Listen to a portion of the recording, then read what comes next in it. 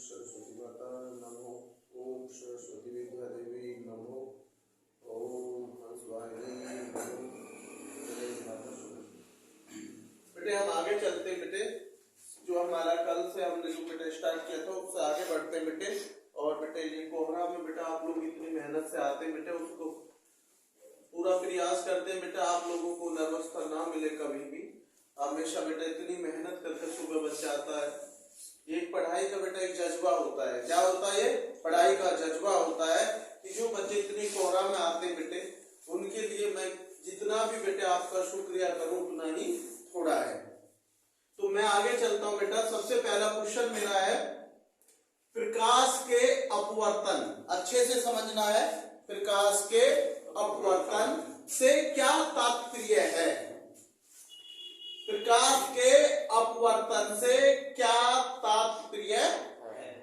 हमारा क्वेश्चन दे दिया कि प्रकाश के अपवर्तन से क्या तात्पर्य है, या प्रकाश के अपवर्तन से आप क्या समझते हैं। नहीं बेटा समझ में? तो ये क्वेश्चन अगर बदल भी जाता है कि किसे कहते हैं या इसकी परिभाषा क्या, तो आप डरा मत करो, आंसर वही रहेगा, आंसर नहीं बदलेगा। क्वेश्चन को समझो कि कह क्या रहा है। जब आप क्वेश्चन को समझेंगे तो बेटे आप बिल्कुल भी नहीं वो करेंगे। जल्दी पहुंचो बेटे, जल्दी फटाफट बेटे।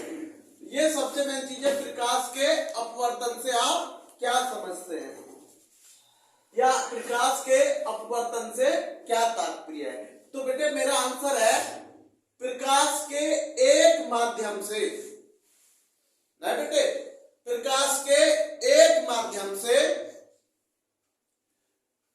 दूसरे माध्यम में, प्रकाश के एक माध्यम से दूसरे माध्यम में जाते समय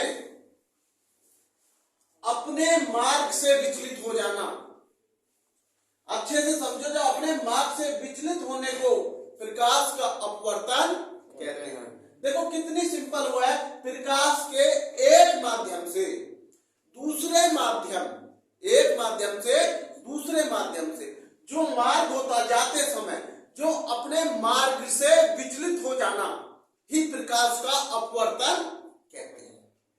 नहीं बेटा भी समझ, प्रकाश के एक माध्यम से दूसरे माध्यम में जाते समय अपने मार्ग से विचलित हो जाना ही प्रकाश का अपवर्तन कहते हैं। नहीं अब भी समझ बेटे, मैंने आपको क्वेश्चन लिखा प्रकाश के अपवर्तन से क्या समझते, तो मैंने आंसर दिया प्रकाश के एक माध्यम से दूसरे माध्यम में जाते समय अपने मार्ग से विचलित हो जाना। नहीं बेटे, या तिरछापन हो जाना।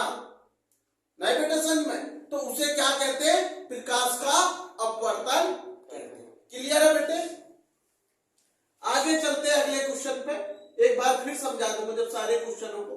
अपवर्तन का क्या कारण है? अब कारण पूछा, ना कि तात्पर्य। समझिए, ज्यादा अंतर नहीं आएगा क्वेश्चन में। उसने पूछा है अपवर्तन, प्रकाश नहीं है, यहां से पूछा कि अपवर्तन का क्या कारण है। तो मैंने लिखा है बेटे, प्रकाश के वेग, जो प्रकाश का वेग होता है का अलग अलग माध्यमों से, देख अच्छे से समझो, प्रकाश का वेग का अलग अलग माध्यमों में अलग अलग होना अपवर्तन का कारण है।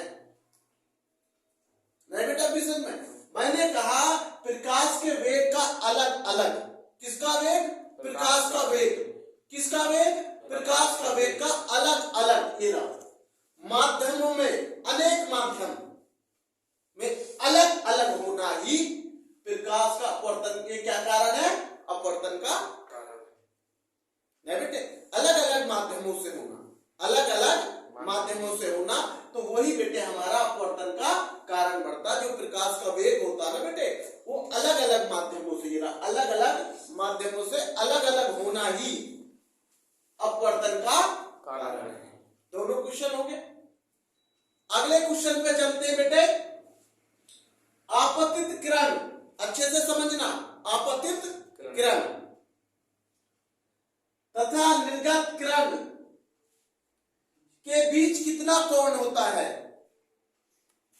आपतित किरण तथा निर्गत किरण के बीच कितना कोण होता है? तो देखो अच्छे से समझना है बेटे, उसे चला लेना बेटे, है ना।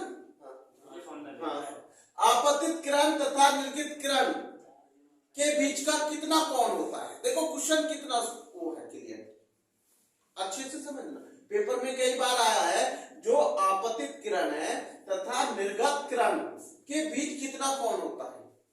मैं कह दे रहा हूं उसका आंसर शून्य होता है। कोण क्या होता है? शून्य होता है। लेकिन शून्य होता क्यों है? कोई तो रीजन होगा कि शून्य होता क्यों है। तो आप अच्छे से मैंने लिखा है, दोनों जब परस्पर समांतर होती हैं, समांतर, अगर समांतर नहीं होती तो कोण शून्य नहीं होता। ये कहा है कि दो परस्पर समांतर होती हैं तो इनके बीच का कोण शून्य होता है जब वो परस्पर समांतर होती है। नहीं बेटा विषय में तो ये आपको लिखना पड़ेगा, दोनों परस्पर समांतर होती है जो समांतर है बिल्कुल, जब इनके बीच का कोण क्या होता है बेटे? शून्य। दूसरा किसका होता है शून्य?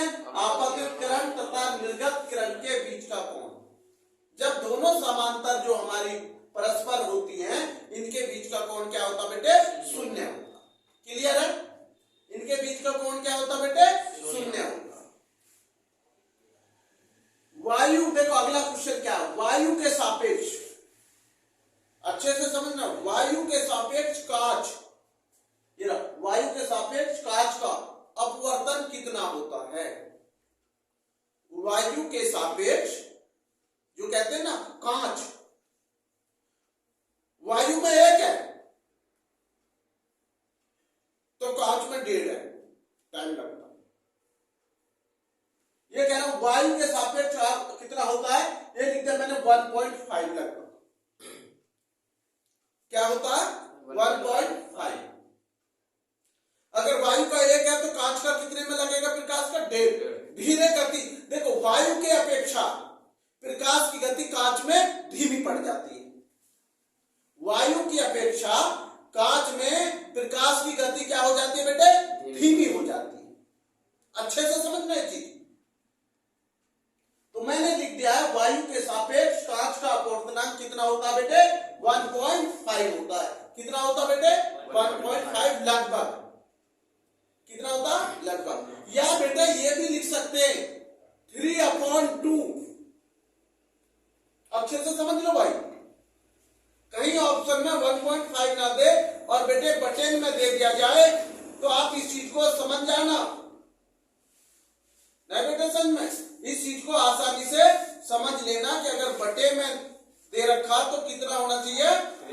3/2 है ना, या 3/2। तो क्या होना चाहिए? वायु के सापेक्ष कांच का अपवर्तनांक कितना होता है वायु के सापेक्ष। तो मैंने बता दिया पॉइंटों में 1.5 क्या होता बेटे? 1.5 या 3/2 लगभग। अब मैं एक बात बता देता हूं बेटे, थोड़ा सा एक बार रिपीट कर देता हूं, जो बच्चा पीछे आया बेटे उसे चला लो बेटे, फटाफट उसे कर लो अपना। प्रकाश के अपवर्तन, प्रकाश के अपवर्तन से क्या तात्पर्य? पहला क्वेश्चन था प्रकाश के अपवर्तन से क्या तात्पर्य। मैंने कहा प्रकाश के एक माध्यम से, प्रकाश के एक माध्यम से दूसरे माध्यम में जाते समय, प्रकाश के एक माध्यम से दूसरे माध्यम में जाते समय अपने मार्ग से विचलित हो जाना ही प्रकाश का अपवर्तन कहते हैं। समझ में, जब प्रकाश का अपवर्तन होता है। क्लियर है? अगला क्वेश्चन है अपवर्तन का क्या कारण है, क्यों होता है? कारण तो बताइए, रीजन। कहते हैं ना कोई क्वेश्चन होता नहीं जी ऐसा, तो बोलते नहीं भाई इसका रीजन क्या है, कारण क्या है इसका, कारण तो बताइए आप। जैसे आप लेट हो गए तो गुरुजी कोहरा पड़ रहा था, बिल्कुल सही बात है, रीजन है आपके पास, इतना जबरदस्त कोहरा है कि कोई जवाब नहीं बेटे। ऐसा सुबह मॉर्निंग में 5 बजे 4 बजे बच्चे को आना पड़ा, 6 बजे बड़ा कठिन होता है सुबह मॉर्निंग में, कोई भी हो नहीं बेटा।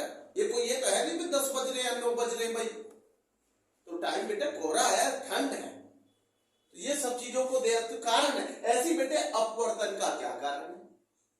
तो क्वेश्चन है प्रकाश के वेग का अलग अलग, कहते हैं ना अलग अलग माध्यम, अलग अलग सोर्सेस जो होते हैं भाई, अलग अलग साधन हो सकते हैं। जैसे आप कोई बच्चा बाइक से आ रहा, कोई बच्चा पैदल आ रहा है, कोई बच्चा गाड़ी, तो ये माध्यम हो गए ना अलग अलग कि भाई किस माध्यम से।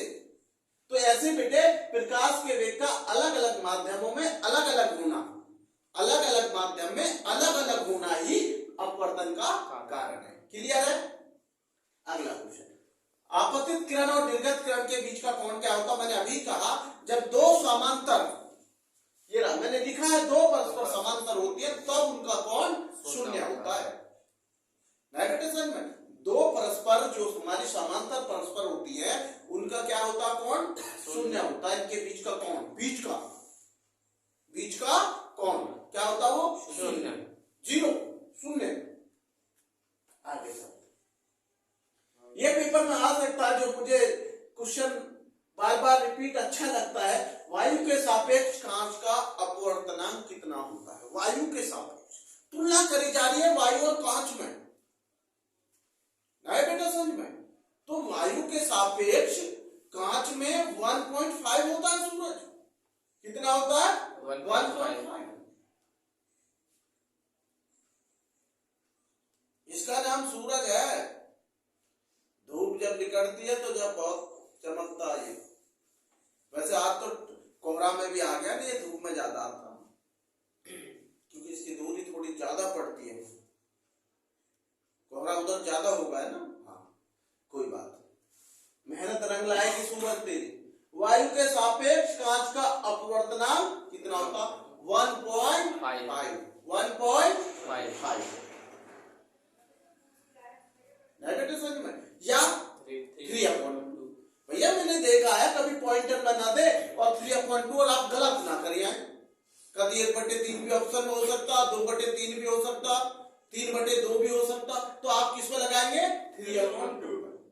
2/3 पे मत लगाया ना, 3/2। अरे जब 3 में 2 का भाग देंगे तो 1.5 ही आएगा। आप कर लो, इतना दिमाग आपको लगाना पड़ेगा।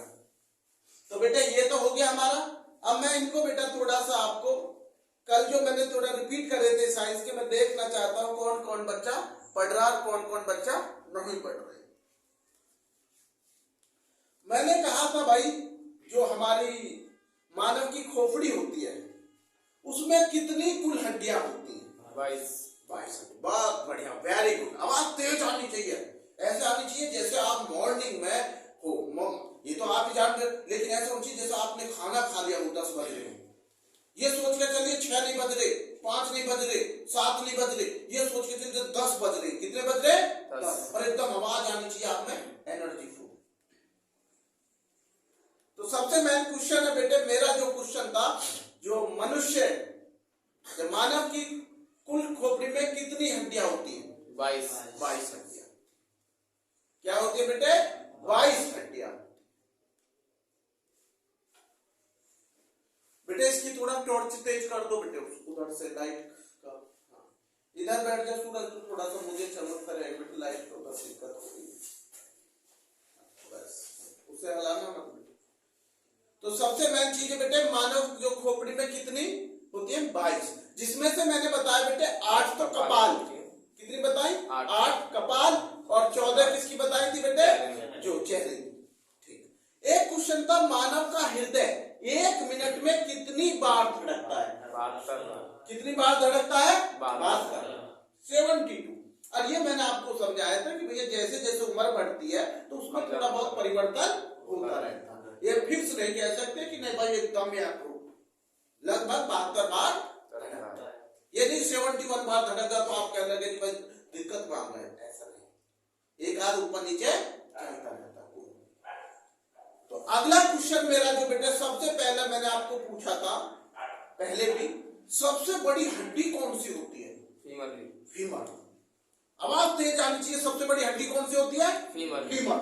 जो हमारे जांघ की हड्डी घुटने तक जाती है, वो हमारे सारे बॉडी उसको सपोर्ट करती है, मजबूत, जिससे आप स्थिर खड़े होने का पूरा होगा। तो कौन सी हड्डी होती है सबसे बड़ी? फीमर। फीमर। क्लियर थी? और जब सबसे बड़ी हड्डी, तो मैंने कल आपको बताया था एक छोटी हड्डी का नाम, वो कान की हड्डी है। कौन सी है? स्टेपिच, कान वाली सबसे छोटी हड्डी कान की होती है, स्टेपिच। नहीं बेटा सच में कल खूब अच्छे से समझाया था। जो बच्चे नहीं आए थे, अगर उन्होंने वीडियो देखी होगी समझ में आ जाएगी। इस सबसे छोटी और सबसे बड़ी हड्डी हिमालय। अब मेरा क्वेश्चन है, कल मैंने पूछा था मानव शरीर में जल की मात्रा, पूछा था या नहीं, जल की मात्रा कितनी होती है? तो मैंने आपसे कहा था भैया पुरुष लेवल में 60 से 65% होती है और उसमें 50 से 55 हो सकती है महिलाओं के लिए। जो मैंने आपको आंसर दिया था, पुरुष के लिए 60 से 65% हो सकती है और महिलाओं के लिए 50 से 55% हो सकती है मानव के शरीर में जल की मात्रा। नहीं बेटा समझ में, जल की मात्रा आप समझ लो। एक क्वेश्चन आया था हमारा, मैंने उसे समझाया भी था कि मानव के रक्त में, अरे शुद्ध जल में पीएच मान तो आपको पता 7 होता है, अरे मानव के रक्त में कितना पीएच होता है? मैंने ये पूछा था कल, तो इसका मैंने आंसर बताया था भैया लगभग 7.4 होता है। कितना होता है? 7.4। आया समझ में? नहीं आया? 7.4 क्या होता है? मानव के शरीर में रक्त का पीएच मान। क्लियर है? बहुत। जल का भी हो गया मनुष्य की मात्रा, जो हमारे हड्डियां हैं, जो उसकी खोपड़ी, उसको भी आपको पता चल गया, आप आंसर लिख सकते हैं कितनी बार हृदय धड़क। एक क्वेश्चन बड़ा कॉमन सा था, रक्त को शुद्ध करता है या रक्त को शुद्ध करता है किडनी, गुर्दे जो होता है समझ में, किडनी करती है रक्त को शुद्ध, जब तो फिल्टर करके भेजती है। अगर ब्लड को फिल्टर नहीं करेंगे तो उसमें कचरा रुक नहीं जाएगा। तो सबके कार्य अपने अपने हैं, सबके कार्य अपने अपने हैं। गाड़ी में भी फिल्टर लगे होते हैं जो क्षण सही उस वजह, नहीं तो हर चीज एक इंजन के रूप में कार्य करता है।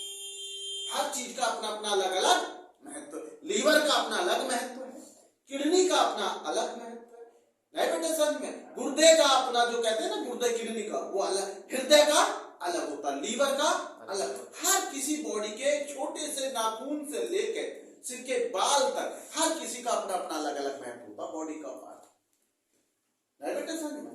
तो इसलिए कहा जाता है कि बेटे सबसे मेन पॉइंट होती है वो इंसान बहुत खुशनसीब आज की डेट में जो बेटे निरोगी शरीर मानव, जिसकी कोई बीमारी नहीं है। बहुत बड़ी बात है आज की डेट में, क्योंकि आज का खान पान बेटे बहुत ज्यादा केमिकल से जुड़ गया। पहले लोग लंबी आयु हो जाती थी, आज आयु देखते नहीं घट रही, तो वो सब केमिकल खाना, केमिकल पहनना, सब चीजें बिना उसके तो केमिकल नहीं के बिना कुछ भी नहीं है, हर पल केमिकल से जुड़ा हुआ। तो मेरा अगला क्वेश्चन है आपसे, मस्तिष्क का सबसे बड़ा भाग क्या बताया था मैंने? याद करो, मस्तिष्क का सबसे बड़ा भाग खाली मैंने ए लगाया था, नहीं बेटे समझ में, क्या लगाया था? मस्तिष्क। मैंने आपसे कहा था कि इसे पे लगा तो पे पर रह, देखो ये था कल, पे पर रह, प्रे मस्तिष्क। याद करो, मस्तिष्क का सबसे बड़ा मैंने क्या बताया था? प्रे, पे पे नीचे रह, प्रे मस्तिष्क, मस्तिष्क जो का तू बस प्रे, ये हमारे मस्तिष्क का सबसे बड़ा भाग होता है, प्रे मस्तिष्क। नहीं बेटे, एक क्वेश्चन मैंने कहा था कि भाई शरीर में ऊतकों का निर्माण होता है किससे? प्रोटीन से, बोला था नहीं? किससे होता? प्रोटीन से। एक क्वेश्चन मैंने बोला था लार जो होती है, लार जीव की जो लार में पाया जाने वाला एंजाइम टाइलिन, क्या होता बेटे? टाइलिन। लार में पाया जाने वाला एंजाइम टाइलिन। और मस्तिष्क का सबसे बड़ा भाग प्रेमस्तिष्क, नहीं बेटे समझ में। और मेरा एक क्वेश्चन था बेटे आपको कि जो शरीर में ऊतकों का निर्माण होता है, ऊतकों का, वो किससे होता? प्रोटीन से। तो ये कल मैंने आपको क्वेश्चन करे थे, ये मैंने आपको रिपीट कर दिए। आगे बेटे अब मैं चलता हूं आपको हिंदी। पहले मैं आज लूंगा बेटे हिंदी। क्या लूंगा बेटे? हिंदी। बेटे डस्टर कहां है बेटे? हिंदी में मैं थोड़ा सा इतना आपसे पूछता चलूं, थोड़ा थोड़ा आपको। भाई मैंने कल आपको बिहारी जी का जन्म बताया था, बताया था? Yes sir. तो भैया बिहारी जी का जन्म कब हुआ था? बिहारी लाल 1603। मैंने आपको बताया था भैया इसके उसमें थोड़ा जन्म में मतभेद है, बताया था कि भाई 1595 भी कुछ जगह बताया जा रहा है ना, लेकिन ज्यादातर जो सही सटीक वो है वो 1603 में हुआ था बिहारी लाल जी का जन्म, है ना बेटे। और इनकी मृत्यु 1663 में हुई थी। 1663 इसका मतलब मैंने कहा था, हाँ बताइए, मैंने कहा था 60 वर्ष लगभग जीवित रहे थे। है मैंने आपको एक रचना बताई थी बिहारी सत्संग, उसमें कितने श्लोक है? 713 श्लोक बताए थे मैंने आपको कि भाई 713 श्लोक उसमें बहुत प्रसिद्ध मान्यता है बेटा। कुछ जगह 719 भी कहे जा रहे, मैंने आपको मतभेद बता दिया था कि उसमें कोई डाउट बच्चों को ना रहे, बताया था यार। मैंने आपको इनके पिता का नाम भी बताया था, क्या था इनके पिता का नाम? केशव राय। क्या बताया था? केशव राय। बेटे मैं इनका जन्म स्थान पूछना चाह रहा हूं, किसको याद है जन्म स्थान? बताइए, क्यों याद नहीं किया? मैंने कहा था ग्वालियर के, याद करिए, बसवा गोविंदपुर गांव है। तो ये आप क्यों याद नहीं करते हो? क्यों भैया? ये आपको याद करने पड़ेंगे। ये मैंने आप पे छोड़ दिया, ये मान के चलो मैंने आपको जन्म स्थान गलत बताया, अब तुम सही करके याद करके लाओगे जब मैं कल आपसे पूछूं, क्योंकि जब तक आप याद नहीं करोगे पेपर बहुत नजदीक आते जा रहे, तो बेटे जब तक आप उसका फायदा नहीं उठा पाए। अगला मेरा क्वेश्चन है बेटा, ये क्वेश्चन आपसे, मैंने कल शायद आपसे एक चीज पूछी थी, प्रेम माधुरी किसकी रचना है? पूछा था प्रेम माधुरी, मैंने बताया था भारतेंदु हरिश्चंद्र, बताया था। एक मैंने बताया था पद्मावत किसकी रचना है? मलिक मोहम्मद जायसी। तो बेटा जब तक आप याद नहीं करोगे, जब तक पेपर में आप ऐसा नहीं कर पाएंगे। नहीं बेटा, आज आपको मेरे साथ बेटे तेज आवाज में का मतलब है, सिर्फ अच्छे से मैं बोलूंगा, आप मेरे पीछे पीछे बोलेंगे, क्योंकि पेपर बोलिए दोहा छंद में, तेज आवाज आनी चाहिए। दोहा छंद में 4 चरण होते हैं, पहले और तीसरे चरण में 13 मात्रा होती हैं, दूसरे और चौथे चरण में 11 मात्रा होती हैं। इसे दोहा छंद कहते हैं। जैसे राम नाम मणिदीप धरी, जेही देरी दीवार, तुलसी भीतर बाहरियो, जो चाहे सी उजियार। बोलो सरोटा छंद या सोहटा छंद? दोहा छंद का उल्टा होता है। इसमें पहले और तीसरे चरण में 11 मात्रा होती है, दूसरे और चौथे चरण में 13 मात्रा होती है। इसे सोहटा छंद कहते हैं। जैसे जो सुमृत सीधी होए, गणनायक करिवर बदन, करु अनुग्रह सोए, बुद्धि राशि सुरगुण सदन,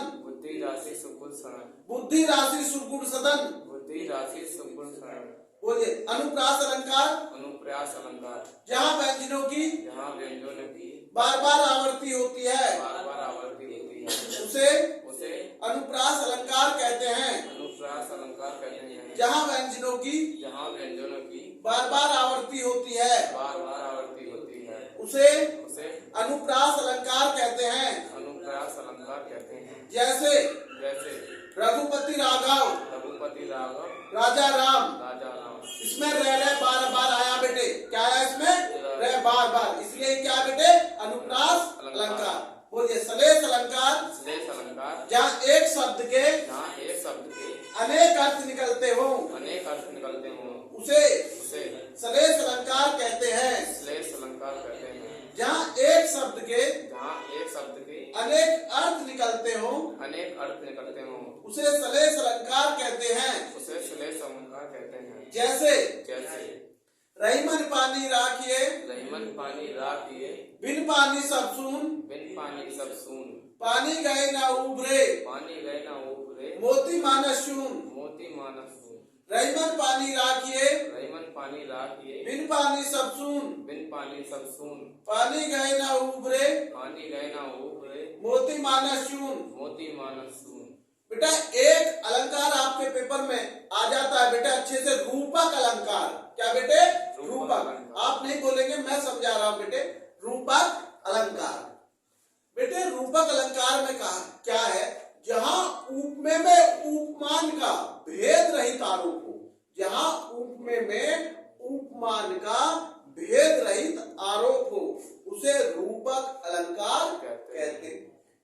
जहां उपमेय में उपमान का भेद रहित आरोप हो बेटा, उसे रूपक अलंकार कहते हैं। जैसे चरण कमल बंदो हरिराही, चरण कमल बंदो हरिराही। ये बेटे इसका उदाहरण है, चरण कमल बंदो हरिराही।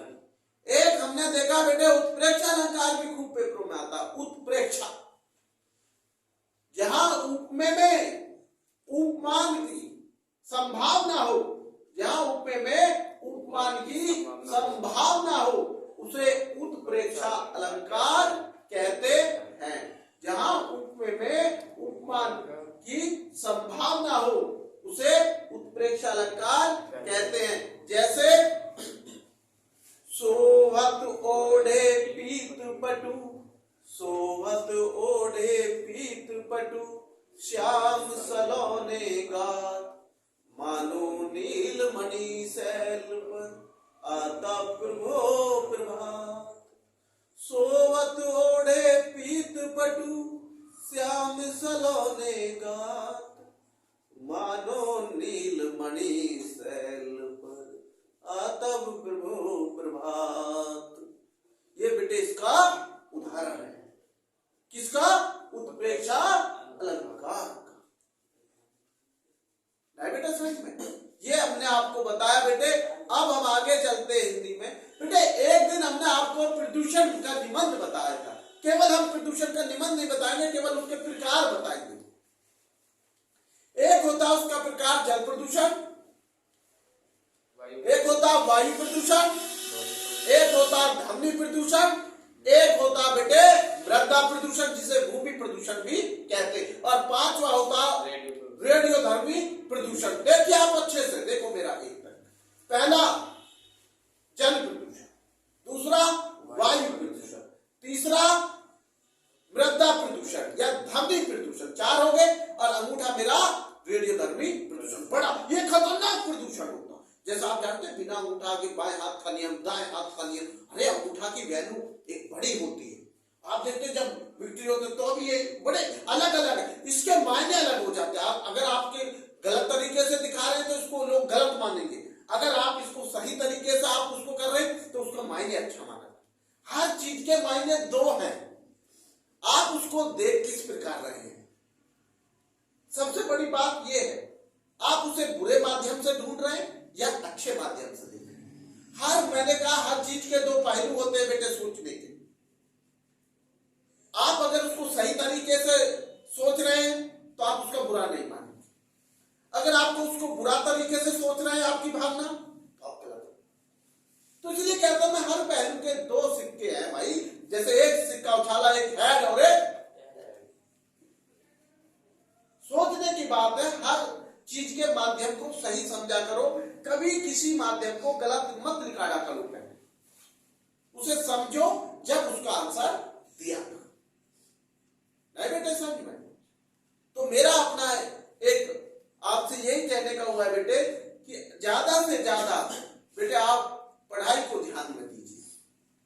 मैं हमेशा आपको 2-3 मिनट बेटा ये मोटिवेशन आपको बेटे कहते हैं ना एक एनर्जी देने का, बूस्टर डोज देने की कोशिश करता हूं कि भाई आप जो बच्चा ना पढ़ना चाहे वो भी थोड़ा बूस्टर डोज मिलकर थोड़ा सा एनर्जी आ जाए, चल पढ़ना है ना। मैंने एक दिन तुमसे कहा था स्टील का, मैंने कितना बड़ा उदाहरण आपको दिया था कि बताओ उसका ड्राइवर ने भी भाषण देकर अपने आप को स्टील समझा। तो मैं इसी चीज से कहता हूं बेटे, अगर आप मन लगा के पढ़ेंगे तो आप बहुत आसानी से सीखेंगे। क्योंकि मैं कुछ बैचों में मैं आपको बता रहा हूं बेटे, मैं ब्लैक बोर्ड पे खड़ा कर देता हूं शाम के बैच कि आइए मार कर लीजिए और मैं क्वेश्चन बोलूंगा, आप करके दिखाइए। मैं पीछे बैठ जाता। शाम के बैच में मेरा यही सिद्धांत होता है कि मैं पीछे जा बैठना पसंद करता। मैं कहता हूं कि भाई आप ये क्वेश्चन लिखिए और हल करके दिखाइए। कुछ बच्चे मैं आपको बताऊं इतने अच्छे हैं कि अपनी कॉपी करने लग गए। बहुत अच्छी बात है, वो सीख रहे हैं। तो बेटे ये कहते हैं अच्छी चीज की कॉपी करना बुरा नहीं होता, बुरी बात की कॉपी करना बुरा होता। अच्छी चीज सीखोगे तो आगे बढ़ोगे, बुरी चीज सीखोगे तो आपको बुरी संगति में पड़ जाओगे। तो इसलिए आप किसी बच्चे से कमजोर पढ़ाई में नहीं है, किसी भी बच्चे से। बस फर्क इतना है कि आप समय का कितना सदुपयोग कर रहे हैं में। और जब भी पढ़ाई में मन ना लगे तो मैं एक ही चीज बोलता हूं, अपने पिता का संघर्ष याद कर लेना। अपने पिता का संघर्ष और माता की ममता याद कर ले। और एक बहुत अच्छी कहावत है बेटे, एक कहते हैं ना कि भाई दूध पीने से, एक ने कहा, देखो मैं आपको एक जो हंसी की बात बताता हूं। एक ने कहा कि जो है दूध पीने से बहुत तेज दिमाग हो जाता है, या बादाम खाने से बहुत तेज दिमाग हो जाता है। एक बच्चे ने कहा कि सर गाय का बछड़ा जो होता है वो तो दूध ही पीता, तो फिर वही साइंटिस्ट होते, इंसान क्यों साइंटिस्ट होते? ये बात बिल्कुल सच है। अगर दूध पीने से ही बुद्धि तेज होती तो भैया सबसे पहले तो गाय का बछड़ा साइंटिस्ट होता, है ना मजाक की एक बात जो। तो बादाम खाने या दूध पीने से दिमाग तेज नहीं होता, ठोकर खाने से दिमाग तेज होता। जब हमें ये ठोकर इंसान देता है, जब हमें हमारी औकात गिनाई जाती है, पल पर करण क्यों निखार आया, करण इतना वीर योद्धा क्यों बना? क्योंकि करण का हर समय लोग अपमान करते थे। इसलिए करण दुनिया का सबसे बड़ा धनुधर क्यों बना? करण सबसे बड़ा दानवीर क्यों बना? बताइए, क्या एक मां के पेट से क्या दानवीर होता है? क्या एक मां के, वो तो तुम भी जन्मे हो, उसने यही सब चीज सीखी। उसका अनुभव ये था, लोग उसका अपमान करते थे, विडंबनाओं का शिकार होना पड़ता था। कहां का राजा है तू, कहां क्या दे सकता है, सब उसका। लेकिन वो इतना बड़ा दानवीर था, उसमें कवच कुंडल भी अपने निकाल कर भगवान इंद्र को दी थी।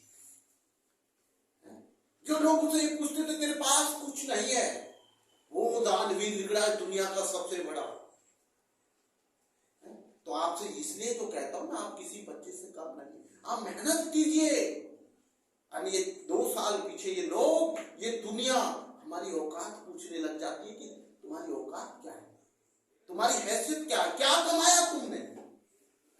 ये दुनिया वो है जिसे आप अच्छा समझो, इतनी अच्छी दुनिया नहीं है ये उतनी दुनिया है, बस उतना तुम्हें याद रखेगी जितना तुमसे काम पड़ेगा। उस दिन के बाद एक ठोकर मार के निकाल देती है, वो दुनिया है ये। आप जानते हैं ये युग कलयुग चल रहा है, सबको पता है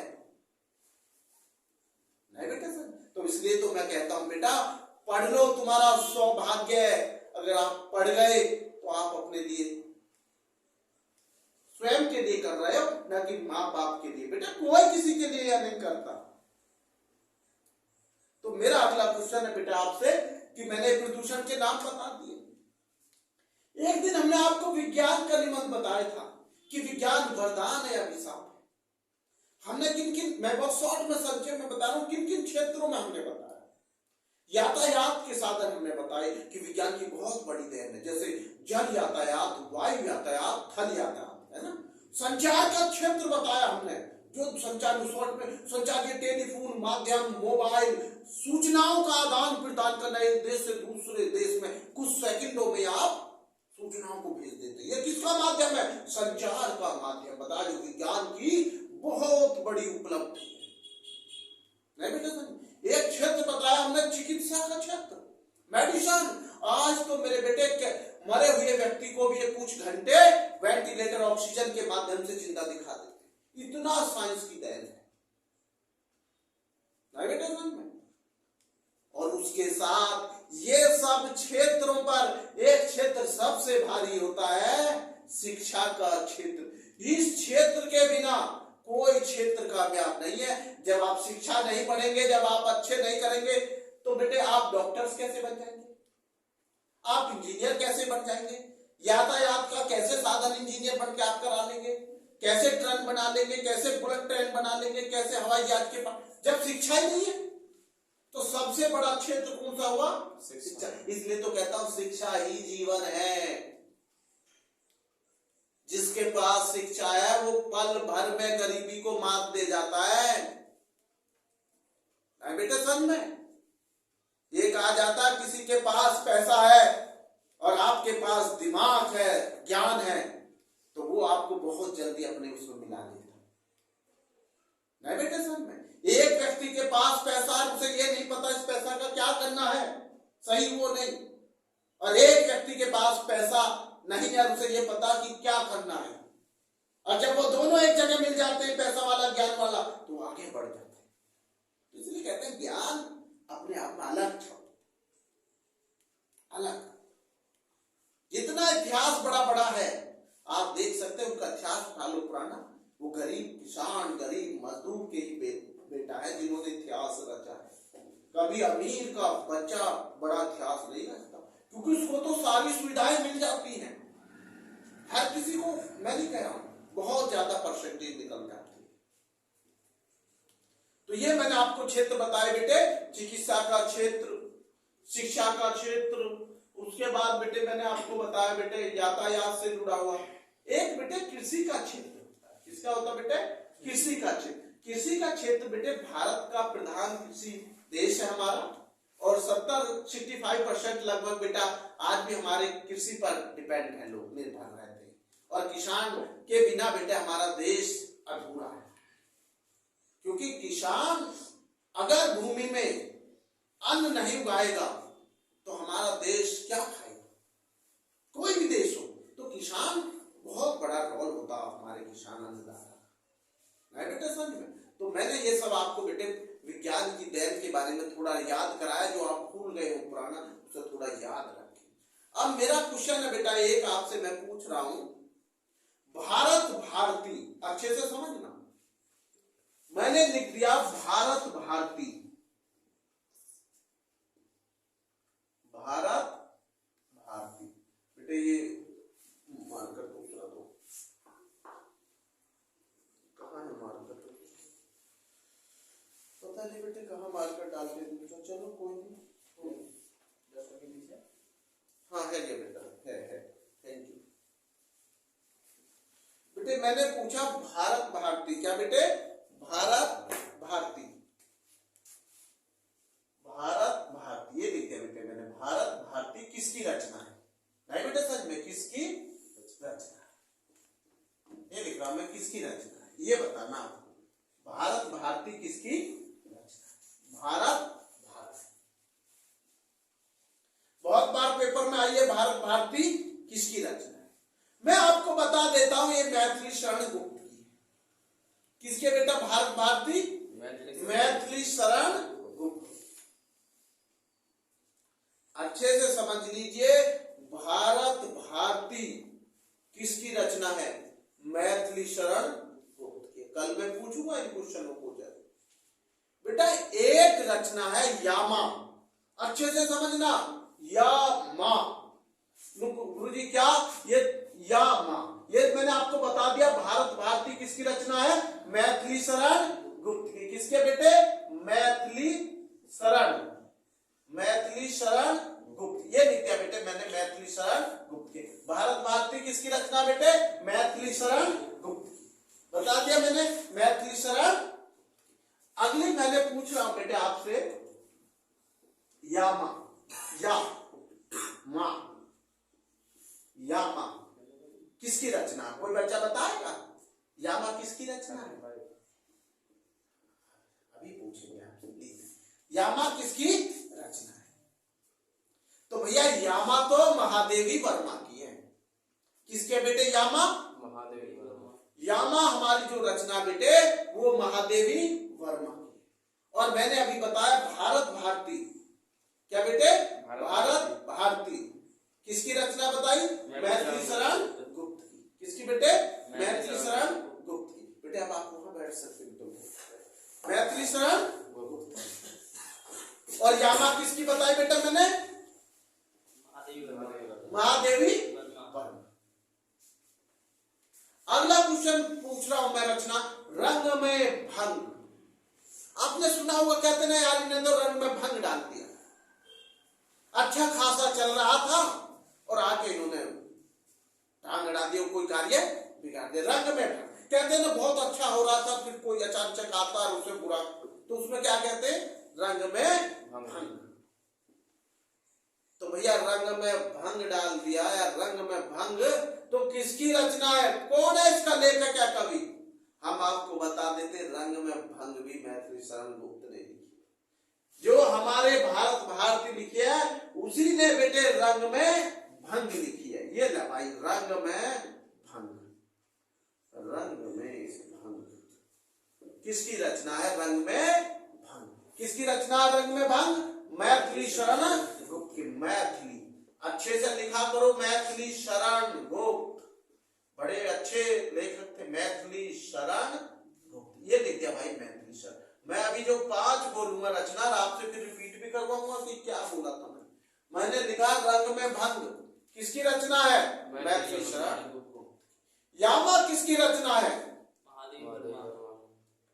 महादेवी वर्मा। भारत भारती किसकी रचना है? आपको इसका मतलब बेटे, एक है राग गोविंद। क्या बेटे? राग गोविंद। क्या है बेटे? राग गोविंद। और गोविंद का नाम आ जाए भगवान श्री कृष्ण का तो मीराबाई का नाम कहीं जा नहीं सकता। मीराबाई ने लिखी है। किसने लिखी? मीराबाई ने। राग गोविंद किसने लिखी बेटे? मीराबाई ने। जब जहां गोविंद भगवान का नाम श्री कृष्ण जी का आ जाए राग गोविंद, तो आप तुरंत समझ जाना मीराबाई ने लिखी थी। नहीं बेटे समझ में? राग गोविंद मीराबाई, भारत भारती मैथिली शरण गुप्त, यामा महादेवी वर्मा और रंग में भंग मैथिली शरण गुप्त। 4 हो गई, चारों याद होगी जो है। अगला बताएंगे मुझे बेटे, रेणुका है एक रचना। रेणुका जगह नहीं रही, इसमें मिटा देता हूं बेटे आपको। रेणुका 5 मैं आज आपको बता रहा हूं, फिर मैथ लूंगा बेटा थोड़ा।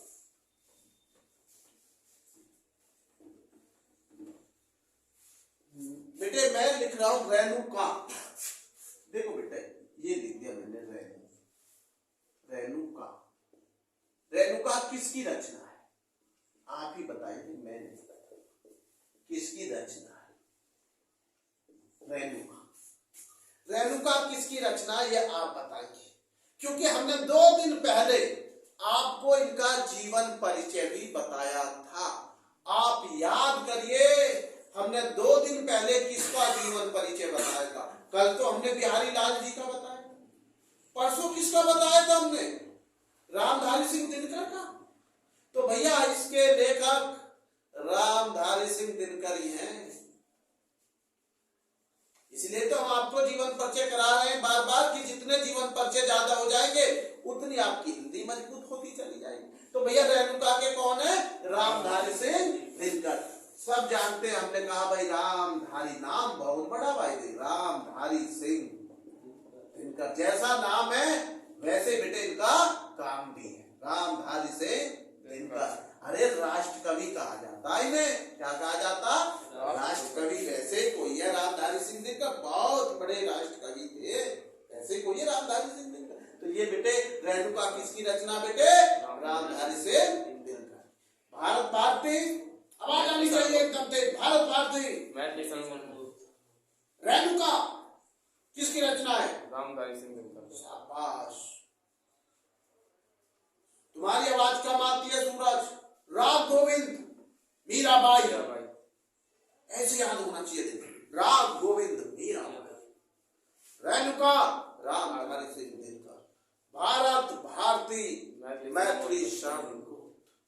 बेटा में एक कौन सी बताई थी? यामा, यामा महादेवी वर्मा। एक हमारी कौन सी रहेगी बेटे बताइए? रंग में भंग, रंग में भंग, रंग में भंग भी मैथिली शरण गुप्त। हिंदी को हम यहाँ ही विराम देते हैं बेटे, और हम मैथ में चलते हैं। किस में चलते हैं? मैथ। कंपटीशन में बहुत सवाल मैथ के आते हैं, आज थोड़ा मैथ को तोड़ेंगे थोड़ा। जो हमारा ये बच्चा बताएगा, जो सबसे इधर बैठा है, भैया साइन 30 की वैल्यू कितनी बताई है हमने? आवाज आपकी बहुत तेज आनी चाहिए। शाबाश, 1/2। किसकी है 1/2 सूरज?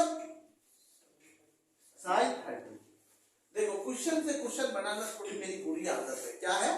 बुरी आदत। एक बच्चे ने कहा साइन 30 की वैल्यू 1/2। मैंने कहा भाई 1/2 किसकी है फिर? तो आपका आंसर बिल्कुल राइट आया, साइन 30। इसको बताएंगे आप, sine square theta plus cos square theta किसके बराबर होता? आवाज तेज नहीं आती, जो है चाय नाश्ता आज कम किया है ना, कोई बात नहीं। सबसे मेन चीज है sine square plus cos square theta किसके बराबर होता? 1 के बराबर। बेटा एक क्वेश्चन है हमारा tan, क्या है ये? tan, और एक है cot। tan थीटा बराबर और एक है cot थीटा। तो आपको एक चीज मैंने पहले भी बताया, हम इसको जब तोड़ना चाहेंगे तो आप इसको इस पे भी तोड़ सकते हैं, sine theta upon cos theta. ये होता हमारा tan थीटा का, ठीक है बेटे, sine theta upon cos theta. और एक कॉट का हमने बताया बेटे एक दूसरे के विपरीत होते हैं, cos थीटा ऊपर चला जाएगा और साइन थीटा नीचे आ जाएगा। अच्छे से समझिए, tan थीटा क्या हो जाएगा? Sine theta upon cos theta. और बेटे cot थीटा क्या हो जाएगा? cos theta upon. क्लियर है? हमने एक चीज आपसे पूछी थी भैया एक दिन, tan 45, क्या tan 45 की वैल्यू कितनी होती है? 1। cot 45 की वैल्यू कितनी होती है? cot, cos नहीं cot, cot 45 की वैल्यू भी 1 होती है। ये हमने यहां से अपना तर्कस का तीर दोनों को सौंप दिया। tan 45 1, cot 45 1। cot theta cos theta पर sin थीटा, tan थीटा बराबर sin थीटा पर cos थीटा। नहीं बेटे समझ में? तो ये हमने बेटे आपको आगे चलते बेटे, एक क्वेश्चन मैं आपको दे रहा हूं, वो आप हल करके आप लोग देखेंगे कि भाई कैसे क्वेश्चन को हम हल करें। समझिए अच्छे से बेटे, मैंने लिख दिया आपके में साइन स्क्वायर 30, क्या लिख दिया? Sine square 30 plus cos square 60। ठीक है बेटे, आपको यह सॉल्व करके बताना है कि भाई इसका आंसर क्या आएगा। कुछ नहीं होता, साइन 30 की वैल्यू रख लीजिए। सबको पता है साइन 30 की वैल्यू क्या होती है? 1/2।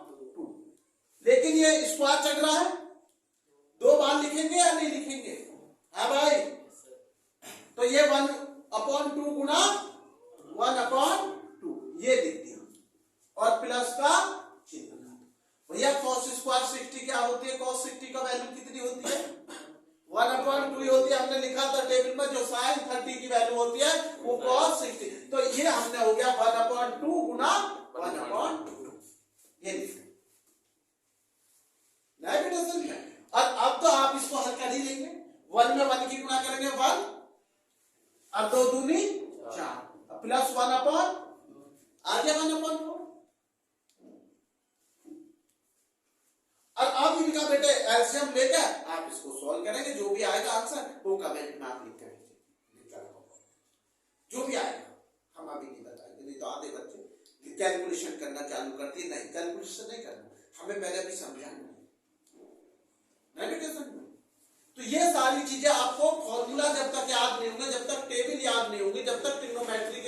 वो याद नहीं होंगे जब तक हम इसमें सफल नहीं। एक दिन हमने आपसे पूछा था भैया गोले का आयतन क्या होता है, क्या पूछा था? गोले का आयतन। गोले का भैया हमने आपको बताया था 4/3 पाई आर और आर का क्यूब। हमने वॉल्यूम भी पूछ रहे हैं हम गोले की, क्या पूछ रहे हैं? वॉल्यूम। नहीं बेटा समझ में? मैंने कहा पेपर में कोई भी विकल्प आ सकता है, कोई भी फॉर्मूला। बेटे आपको बहुत मजबूती से मैथ में तैयार होके चाहिए। कंपटीशन में बहुत सारे बच्चों को फ्रैक्शन में बहुत टाइम बिगाड़ रहे हैं और समय पूरा हो जाता है, बच्चे कहते हैं सर क्वेश्चन छूट गया। क्या छूट गया? क्वेश्चन। रीजनिंग के बहुत गलत कर जाते हैं। तो ये सब चीजें बेटे आपको बारीकी से समझनी। जैसे बेटे हम आप बताइए, हमने आपका लिख दिया 4, नहीं बेटा अभी समझ में, और हमने लिख दिया प्लस, क्या लिख दिया? प्लस 5 1/3। तो कैसे हल करेंगे? आप तो भिन्न का ये करेंगे 4 दूनी 8, 8 9 बटे। मैं नहीं करूंगा ये। मैंने पहले भी कहा इन दोनों को जोड़ लो, 4 और 5 9, इन दोनों को जोड़िए जिनमें मैं गोला खींचा हूं। ये लिख दिया मैंने 9। इन दोनों को जोड़ लीजिए 5 और इन दोनों की गुणा कर दीजिए 6, 2 तिया 6। ये मेरा आंसर आ गया इसका। नहीं आई भी समझ में?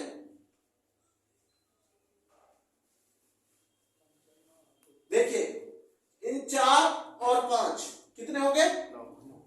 नीचे की संख्या को जोड़िए, नीचे की 5 ऊपर चले जाएंगे, नीचे के ऊपर, नीचे की दोनों संख्या 2 और 3 की गुणा कीजिए, मल्टीप्लाई। सर अगर हम वैसे करेंगे पेपर बहुत टाइम लग जाता है, क्योंकि आपको पता है क्वेश्चन ज्यादा होते हैं, समय बहुत कम होता है। पता आप कैसे करेंगे? 4 दूनी 8, 8 और 1 9, 9/2 ऐसे तो करेंगे भिन्न को। 5 या 15, 15 और 1 16, 16/,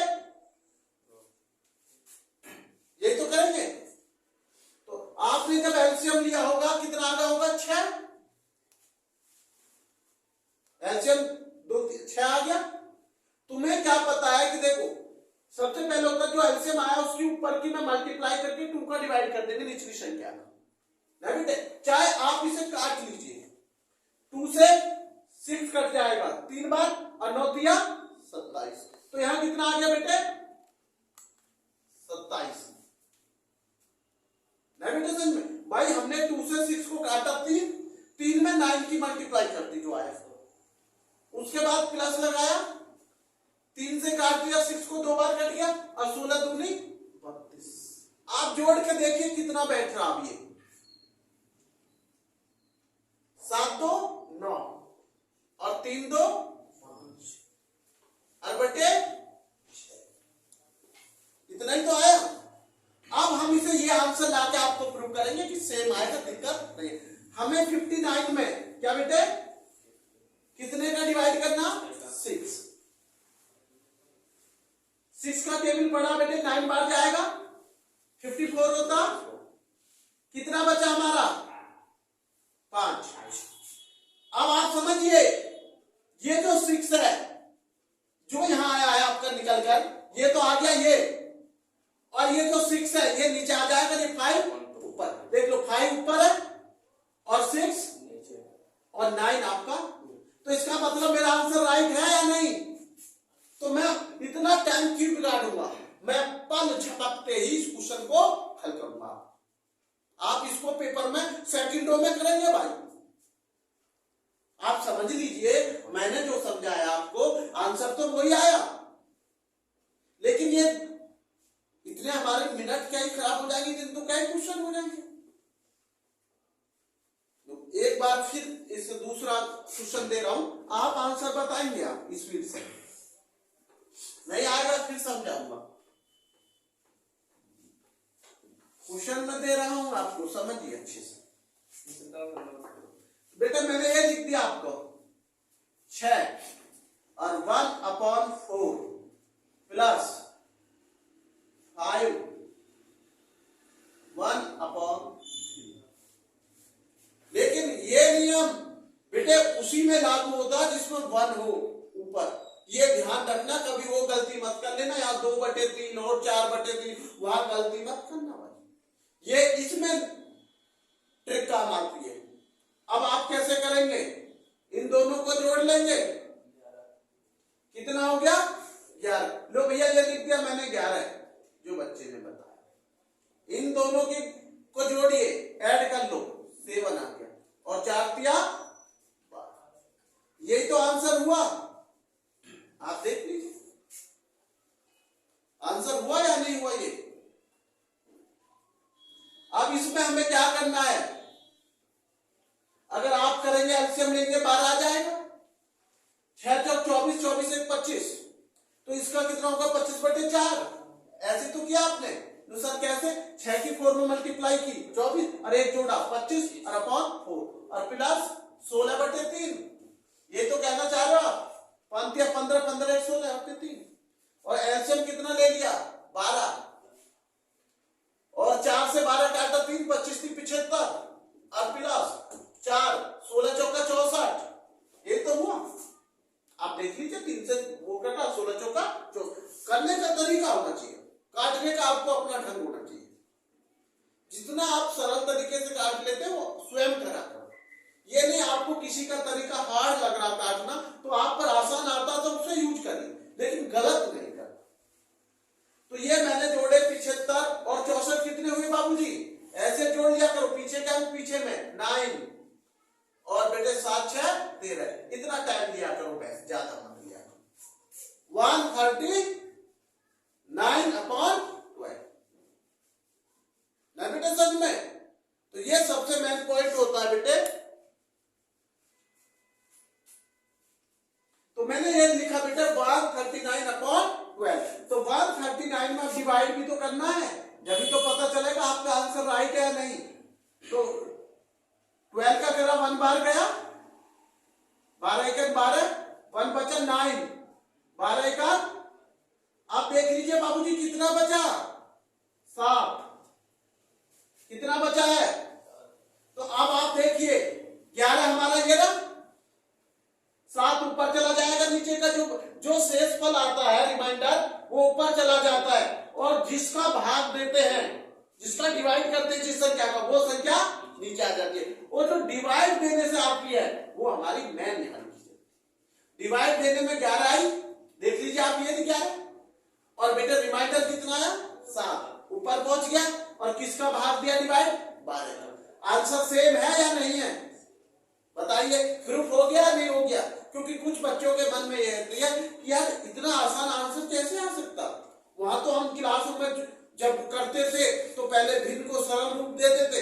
अरे फ्रैक्शन भिन्न ही तो होती है, फ्रैक्शन को हिंदी में क्या बोलते हैं भिन्न। पहले भिन्न को सरल रूप बनाते थे, जब जाके हम उसको सॉल्व करते थे। यहाँ मैंने आपको बिना सरल करे हुए भिन्न को सरल नहीं बनाया, बल्कि आंसर को मैंने सरल बनाया। नहीं बेटा समझ में, किसको सरल बनाया, आंसर को। कर लोगे 2 क्वेश्चन मैं आपको बेटे घर के लिए दे रहा हूं 2-3, और उसके बाद बेटे आप इसको मेरे पे कमेंट पे आप आंसर देंगे सारे बच्चे, टोटल बच्चे मैं लिख रहा हूं, आप बता लीजिए। बेटे टाइम देख लो बेटा कितना हो गया 59। बस 1 मिनट में मैं लिखूंगा, जब 1 आवर्स हो जाए बताते हैं, बस 1 मिनट में लिखूंगा। ये लिख दिया बेटे मैंने आपको क्वेश्चन 6 1/2 प्लस 7 1/3। एक क्वेश्चन ये हो गया, और दूसरा क्वेश्चन बेटे मेरा ये 5 1/4 प्लस 3 1/4। ये आपको सॉल्व करके बेटे मेरे को आंसर सभी बच्चे 9 बजे तक रात को आप भेज सकते हैं। आपके पास अभी 13-14 घंटे 12-13 घंटे पड़े। खूब जब टाइम मिल जाए, जो बच्चे जॉब करते हैं, मैं इस चीजें नहीं कह रहा हूं, क्योंकि जैसे अभी बच्चा गया जॉब करते हैं बेटा जल्दी जल्दी, देखो सभी को बेटा अपने अपना वो करना होता है। और मैं उन बच्चों को तो बेटा बहुत वो करता हूं जो बच्चे जॉब करने के बाद अपनी पढ़ाई को अभी चला रहे हैं। देखो ये एक बहुत बड़ी बात है। जो बच्चे पुलिस में ड्यूटी दे रहे हैं सुबह से शाम तक, शाम को आगे कहते हैं गुरुजी हमें आप जो है थोड़ा सा पढ़ा, वो सब इंस्पेक्टर का कर रहे हैं। भाई पेपर आ रहे हैं, गुरुजी बस थोड़ा 15 मिनट दे दिया करें मैथ में किसी भी टाइम। अरे भैया किस टाइम दे दूं रात में बताओ? मैं भी तो इंसान हूं भाई। सुबह 5-4 बजे से उठने के बाद 10 बज जाते हैं। मैं भी तो इंसान हूं, मैं भी तो तुम्हारी तरह ही हूं मेरे भाई। मैं कोई कंप्यूटर तो हूं नहीं, ना मशीन हूं भाई। बीमार आदमी हूं, बीमार होने के बावजूद भी मैं काम आपको देखता हूं कि मैं ये नहीं चाहता किसी बच्चे की पढ़ाई में बेटे कोई कमी रह जाए। और आप सबका बेटा इतना अति प्यार देखकर मैं बहुत वो लगता है कि बच्चे आप सब कामयाब हो जाएंगे। धन्यवाद बेटा।